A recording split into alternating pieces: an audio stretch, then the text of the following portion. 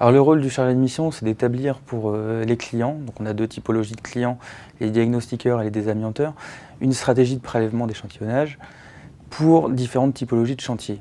Prélèvement en amont, prélèvement durant le chantier et prélèvement à la fin du chantier, tout en respectant la réglementation. Et la deuxième typologie, c'est de créer des stratégies pour de caractérisation de processus. Ça correspond au retrait d'un matériau par une technique avec des moyens de protection. C'est la définition du processus. Nous, on établit une stratégie en définissant le nombre de points de prélèvement qui vont être à mettre en place, la durée et de quelle manière les échantillons vont être analysés. Donc le technicien vient le matin dans notre bureau, nous indique quelle prestation il va réaliser dans la journée. Il a les stratégies directement reçues sur son téléphone. Le brief est à la fois oral et digital. Toutes les informations relatives à la stratégie sont inscrites via notre application métier.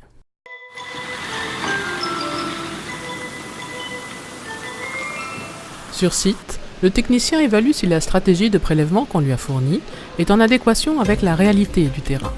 C'est l'un des points clés de son intervention.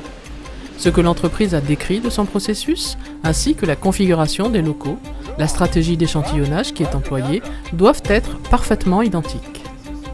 Donc je voulais savoir, est-ce qu'il s'agit bien d'un flocage? Oui. D'accord. Autrement, concernant la technique de retrait, est-ce que vous utilisez de l'aspiration?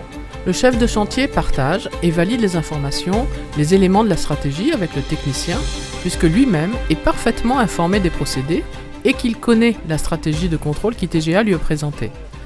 Méta sur opérateur et mesures connexes de suivi de chantier.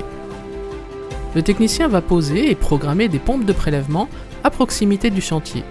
L'objectif est de vérifier l'absence de rejet de fibres d'amiante par les extracteurs, de déterminer la concentration en fibres d'amiante en suspension dans l'air dans les différentes zones du bâtiment où le personnel ne porte pas de masque. Puis le technicien pose une pompe portable à la ceinture de l'opérateur qui va mettre en œuvre le processus à caractériser.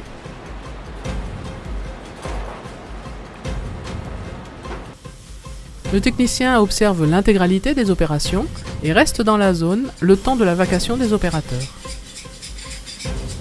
À la fin de la vacation, il récupère la pompe de prélèvement ainsi que toutes les pompes statiques qu'il a préalablement posées, si leur durée d'exposition est suffisante. Revenu de leur mission de prélèvement d'air, le technicien terrain dépose ses filtres dans l'un des laboratoires ITGA accrédités COFRAC-essai, selon les consignes de la planification. Il communique toutes informations utiles au chargé de mission. Arrivés au laboratoire, les échantillons sont enregistrés. Les méthodes sont bien rodées puisqu'ITGA est un acteur majeur du prélèvement et de l'analyse d'air depuis 1994.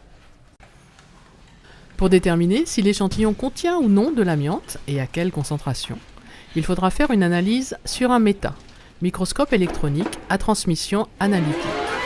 Mais pour ce faire, il faut faire subir au prélèvement une préparation. Calcination, filtration, métallisation et enfin dissolution, afin de récupérer toutes les poussières minérales, dont les fibres d'amiante. Maintenant, les échantillons sèchent sous haute aspirante en attendant la venue de l'analyste MET. Le principe de l'analyse consiste à compter le nombre de fibres d'amiante par litre d'air prélevé. L'analyste pourra ainsi déterminer la concentration en fibres par litre à la fin de son observation. Un faisceau d'électrons est émis par un filament du haut de la colonne sous vide. Ce faisceau est dirigé au condensé par un réseau de lentilles et de diaphragmes.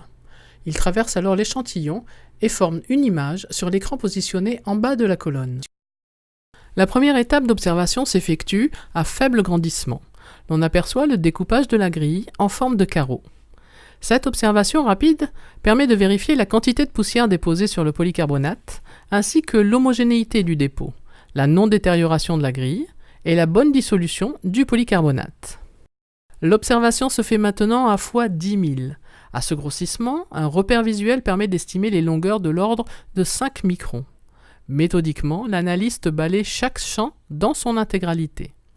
S'il rencontre une particule correspondant à la définition d'une fibre selon la norme NFX 43050, il va alors en confirmer la composition chimique en effectuant ce que l'on appelle une analyse en spectroscopie des rayons X. À l'issue de l'exploration de chaque champ, l'analyste renseigne le logiciel quant au nombre de structures d'amiante rencontrées, leur type, leur catégorie et les méthodes d'analyse effectuées sur les fibres. Un nouveau contrôle exercé par le signataire des rapports d'essai vient clôturer cette phase d'analyse.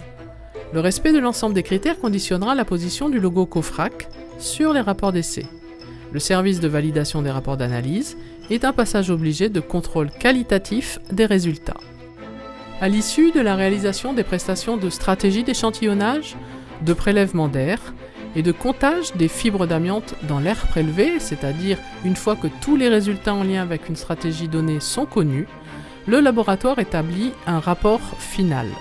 Celui-ci permet d'apprécier le choix de la stratégie de prélèvement et d'apporter au client des éléments de compréhension et d'interprétation des résultats obtenus. Cette étape constitue le bouclage de la mission du laboratoire.